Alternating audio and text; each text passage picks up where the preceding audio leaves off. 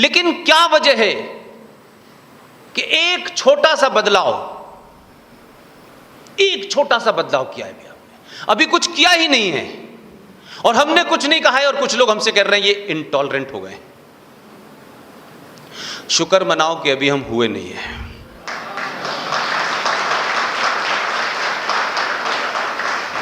और हम इसलिए नहीं हुए कि कोई बहुत बड़ा चैलेंज आ गया है। हम 1000 साल गुलाम इंटॉलरेंट नहीं हुए, इसीलिए हो गए थे। इसलिए समाज में सब कुछ जरूरी होता है। घर बैठ के आदर्शों से और भावनाओं से देश और राष्ट्र नहीं चलता है। राष्ट्र में कुछ निर्णय लेने पड़ते हैं जिसमें वोट हो, राजनीति हो, ये हो, मेरा हो, इससे ऊपर उठ के फैसला लेना पड़ता है। और आपकी सत्ता बचे न बचे, लेकिन राष्ट्र बचना चाहिए। अगर 2014 की गलती इस मुल्क में पहले हो जाती तो ये दिन नहीं देखना पड़ता। हिंदुस्तान में सबसे ज्यादा फौजी हरी वर्दी में अगर कहीं मारे गए हैं, उस राज्य का नाम है जम्मू कश्मीर। 42,000 लोग मारे गए हैं एक राज्य के अंदर, जहां जमहूरियत और कश्मीरियत तो इंसानियत सबसे ज्यादा है। और तो और गवर्नर साहब मुझे माफ करें, इस मामले में थोड़ा बदतमीज आदमी हूं मैं। उस वक्त जो कश्मीर का हाल मैंने बहुत थोड़ा सा आपको बताया है। हमारे पिताजी कह रहे थे कि मुझे कश्मीर के अंदर ही रोशनी नजर आती है सबसे ज्यादा। अब हमारे पिताजी चश्मा लगाए थे कि नहीं लगाए थे नहीं पता, या चश्मा उतार के बता रहे थे। उसी जम्मू कश्मीर में जिसमें गांधी जी ने कहा कि रोशनी नजर आती है, वहीं लाइट चली गई है और 42,000 लोग मारे गए इस देश के। और ये वो लोग हैं जो फौजियों से अलग हैं। अगर भारत की फौज को अपने ही देश के लोगों ने पत्थरों से मारा है तो वो राज्य है कश्मीर। पूरे देश का मॉरल टूटता है कश्मीर के में जब फौजियों के ऊपर हमला होता है। लेकिन उसके बाद भी आपने प्रतिक्रिया नहीं दी, फौजी ने प्रतिक्रिया नहीं दी। और कमाल तो देखिए कि हमारा पेशेंस, हमारे तहम्मुल और हमारी सहन शक्ति का आप परिचय हमसे मांग रहे हैं, लगातार मांग रहे हैं आप, कि उसी जम्मू कश्मीर में सेना के एक फौजी को 50 लोग घेर के मारने वाले होते हैं और वो गोली चला देता है। और गोली चलाने से, अगर सेना का आदमी गोली चलाएगा, आप सब लोग इस बात को जानते होंगे कि सेना के पास जो बंदूक होती है उसमें एक गोली नहीं होती है। वो चाहता तो 50 के 50 मारे जाते हैं, लेकिन उसने एहतियात के तौर पे गोली एक ही चलाई और एक बच्चा मर गया। दिल्ली से लेकर के आसाम तक, और ये जो यहां के जोकर हैं, पूरा देश कांप गया। एक मासूम को गोली मार दी गई, फौज के ऊपर कोर्ट मार्शल करने की बात कही गई, उसके खिलाफ एफआईआर हो गई, वो सुप्रीम कोर्ट के चक्कर काट रहा है। लेकिन तब भी किसी ने नहीं कहा इस समाज में कि आखिर फौजी का मैंडेट क्या होता है। फौज पे गोली चलाई जा रही है, उस पे पत्थर चलाए जा रहे हैं, सामने से पाकिस्तान का आतंकवादी आया हुआ है, सरकार कोऑपरेट नहीं कर रही, पुलिस कोऑपरेट नहीं कर रही, वो पीछे जान बचाए या आगे लड़े। उस पे सुप्रीम कोर्ट ने सुओ मोटो नोटिस लेके क्या कहा कि नहीं नहीं नहीं नहीं, आप पत्थरबाजों पे पत्थर ना, ये गोली ना चलाएं, उन पे आप ऐसा करें, प्लास्टिक की गोली चलाएं। तो वो फौजी जो वहां आतंकवाद से लड़ रहा है, सुप्रीम कोर्ट कहती है कि प्लास्टिक की गोली भी साथ लेके जाओ पहले। फिर जब उस पर ज्यादा विवाद हुआ तो उनका दूसरा, ये मैं आपको सुप्रीम कोर्ट में हुई उस प्रोसीडिंग की बात इसलिए बता रहा हूं कि आप किस लेवल पे चले गए हैं और व्यवस्था किस लेवल पे ऐसी हो गई है कि जिसको आपको सुधारने में बहुत समय लगेगा। इसलिए सत्ता का परिवर्तन तो आपने करा है, लेकिन व्यवस्था का करना समाज का काम है। इसके लिए आपको सड़क पर निकलना पड़ेगा। वही सुप्रीम कोर्ट कहती है नहीं, उनके ऊपर थोड़ा सा गुनगुना पानी डालो। अब जरा सोचिए कि बॉर्डर के ऊपर जिस ट्रेन में वो खड़ा हुआ है, जहां कुछ पता नहीं है, वो गर्म पानी का एक पीछे बैग भी लगा के जाए, फिर गुनगुना डालो, ठंडा डालो, ये डालो, वो डालो, तमाम बकवास चलती रही। उस देश के लोगों से लोग कह रहे हैं कि हम इंटॉलरेंट हो गए। अरे आप तो इस देश में दुनिया की सबसे बड़ी माइनॉरिटी होने के बाद यही सबसे बड़ा फ्रॉड है कि भारत में मुसलमान माइनॉरिटी में है। This is the biggest fraud. लेकिन आप चला रहे हैं, और भारत की राजनीतिक व्यवस्था इतनी पंगु हो चुकी है, इतनी बौनी हो चुकी है कि राष्ट्र भाड़ में चला जाए, लेकिन इन सब की नाजायज मांगों को इसलिए मानो कि सत्ता तक पहुंचना है। सत्ता रहे ना रहे, राष्ट्र रहना चाहिए। कि हरियाणा का एक जज हरियाणा का एक मुकदमे की सुनवाई कर रहा है। जो विक्टिम है, या जो दो पार्टियों में से एक पार्टी का हिस्सा था, उसने कहा मुझे हिंदुओं ने मारा। जज का स्टेटमेंट सुनिए। जज का नाम है फखरुद्दीन। जज कहता है कि हिंदुओं से पिट के आए हो, सालों को गोली क्यों नहीं मारी थी, मैं यहां बैठा हूं देख लेता तुमको मैं। यह भाषा है हिंदुस्तान के जज की, क्योंकि उसका नाम फखरुद्दीन है, और फखरुद्दीन नाम है तो चर्चा नहीं होगी, और चर्चा नहीं होगी तो सेकुलरिज्म की आड़ में कहा जाएगा नहीं नहीं नहीं वो पागल होगा। लेकिन यही बात अगर आप में से कोई कह देगा तो देश में बवाल आ जाएगा। यह है फ्रॉड इस देश के अंदर। इसी देश में एक उपराष्ट्रपति, मेरी यूनिवर्सिटी का वाइस चांसलर, माइनॉरिटी कमीशन का चेयरमैन, ईरान में भारत का राजदूत, अपने पद से उतरते ही कितनी मक्कारी की बात कहता है। इसलिए कि सबका एजेंडा एक है, अलग अलग नकाब के अंदर है, अलग अलग शक्लों में है। कोई ऊंचा पजामा बैठा है, कोई गोल टोपी लगाए है, कोई आदाब कर रहा है, कोई वालेकुम कर रहा है, कोई भगवान कर रहा है, लेकिन है मक्कार सब एक।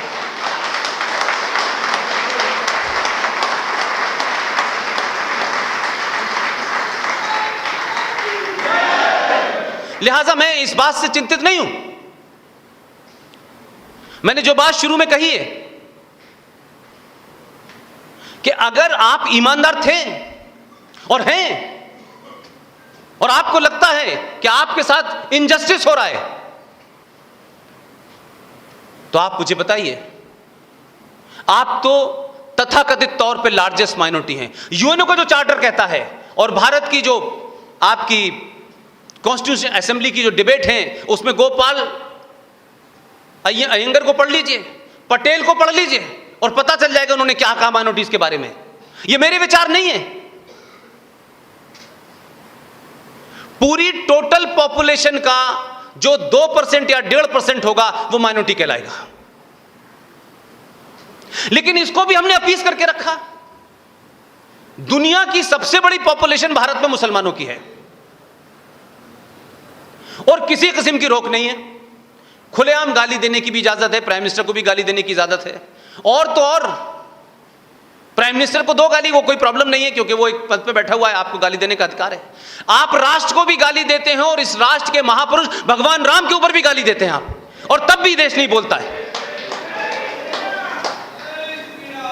इसलिए कि आपकी चुप्पी, मुझे नहीं पता आप किस दुनिया को प्राप्त करने का इंतजार कर रहे हैं। ये समाज किस लालच में और किस उम्मीद में ये तमाम चीजें होने दे रहा है कि ठीक है भाई टाइम पास हो जाए। तो हमारे पहले भी लोग टाइम पास कर रहे थे, वो भी एडजस्टमेंट कर रहे थे, आप भी एडजस्टमेंट कर रहे हैं, लेकिन इसकी लिमिट कम होती चली जा रही है। आप जितना एडजस्टमेंट कर रहे हैं वो उससे आपसे उतनी ज्यादा उम्मीद कर रहे हैं, लेकिन वो एडजस्टमेंट क्या नहीं करना चाहते कि यहां एक छोटा सा आदमी है, सुना है लोकल असेंबली में जीत वीत जाता है, हर 15 दिन के बाद लंदन जाता है इलाज कराने के लिए।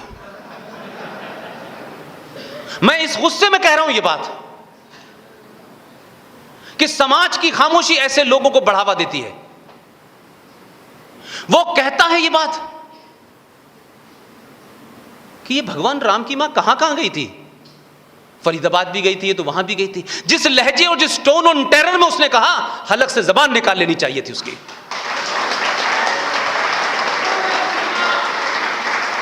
कानून, संविधान ये जो कानून, संविधान, रूल बने हैं ना, ये एक आदर्श स्थिति के लिए हैं।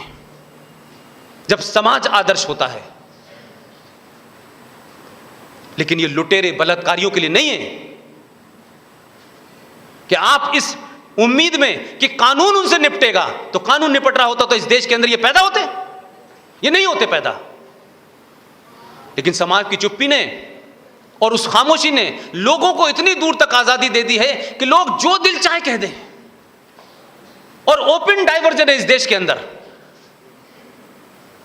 राम पे सवाल खड़ा कर दे, सीता पे खड़ा कर दे, राम की मां पे खड़ा कर दे, उसको चर्चा में इस घिनौने अंदाज में लाए। लेकिन डेनमार्क में उसने कुछ यूं यूं करके बनाया और नीचे लिख दिया, इस पे बवाल हो गया कि कार्टून क्यों बनाया। तो कार्टून बनाने वाले से मेरी एक ही शिकायत थी कि तुम्हारे पास जब ओरिजिनल तस्वीर ही नहीं है उनकी, तो कार्टून बनाने का क्या मतलब है। तो जिसकी ओरिजिनल तस्वीर नहीं है, जब वो खुद अपने जमाने में मोहम्मद साहब कह के ये चले गए कि मेरी कोई तस्वीर नहीं होगी, मेरी कोई मजार नहीं होगी, तो भाई किसी ने कह दिया ये है, तो आप उस पर इतना भड़क गए कि आपने देश में आग लगा दी।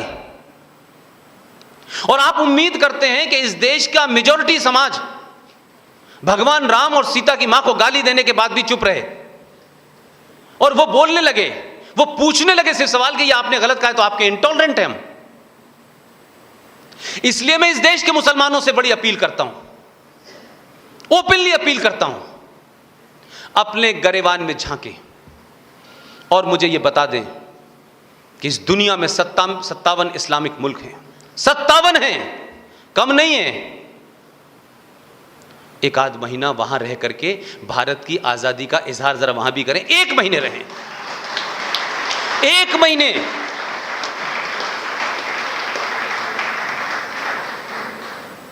तुम्हें इस बात का शुक्रगुजार और फख्र होना चाहिए देश के मुसलमानों कि न तुम्हारा कोई पूर्वज अरब से आया था, न औरंगजेब था, न बाबर था।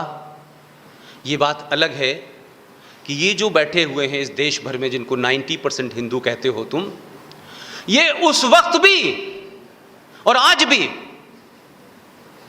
इसने तलवार के जोर से शलवार नहीं पहनी थी।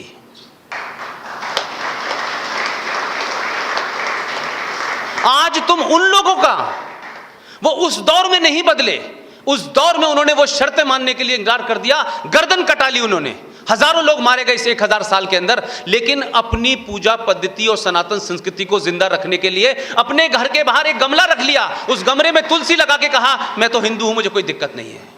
उन्होंने तिलक नहीं लगाया, उन्होंने चोटी नहीं बढ़ाई, घंटा नहीं बजाया, लेकिन अपने हिंदुत्व को बचाने के लिए तुलसी में पौधा दिया और सूरज की तरफ नमन करके भी उन्होंने अपने हिंदुत्व को बचाया। तुम उनको चैलेंज कर रहे हो। तुम औरंगजेब तो नहीं हो ना, तुम बाबर नहीं हो। उनको इस बात का शुक्रगुजार होना चाहिए कि वो इसी मुल्क में हैं, तलवार के जोर पर इसी हिंदुओं में से कन्वर्ट हो गए थे। और कन्वर्ट हो जाने के बाद तुम्हारा डीएनए इतना बदल गया कि तुम जिन लोगों से हो तुम उन्हीं को कहते हो, काफिर के नाम पे मार रहे हो तुम उनको। फारूक अब्दुल्ला से मैंने बात जम्मू कश्मीर में पूछी थी। फारूक अब्दुल्ला साहब, आप मुसलमान हैं, ये तो सबको पता है, आपने नाम भी अब्दुल्ला रखा है, तो और शर्त मोहर लग जाती है कि आप सच्चे वाले मुसलमान होंगे। लेकिन ईमानदारी से बताइएगा कि आपके वालिद साहब का नाम शेख अब्दुल्ला था, आपका नाम कब से अब्दुल्ला में कन्वर्ट हुआ? वो डेट आपको पता हो तो बता दीजिए। मुझे डेट भी पता है और उस आदमी का नाम भी है। तो ये जितने भी मुनाफिक घूम रहे हैं यहां से लेकर के आसाम से लेके, ये सब कन्वर्टेड हिंदू हैं, मुसलमान हैं। और क्योंकि अब उस वेस्टेड इंटरेस्ट हो गया है उनका, उसमें एक ताकत है, ब्लैकमेलिंग की ताकत है, इसलिए हरकतें सारी वही हैं। लेकिन मुसलमान के नाम पर आपको सत्ता मिलती है, इस देश की मेजॉरिटी डरती है। अब्दुल्ला साहब के 1722 में जो उनके पूर्वज थे उनका नाम था राघो राम। ये जो इकबाल साहब तराना लिख के चले गए, ये भी कश्मीरी पंडित ब्राह्मण थे। आप बदल गए तो भाई आपने बदले तो हमने कुछ नहीं कहा, लेकिन हमें मत बदलना भाई। हम जब नहीं बदले तो अब क्या बदलेंगे, हम जब नहीं डरे तो अब क्या डरेंगे।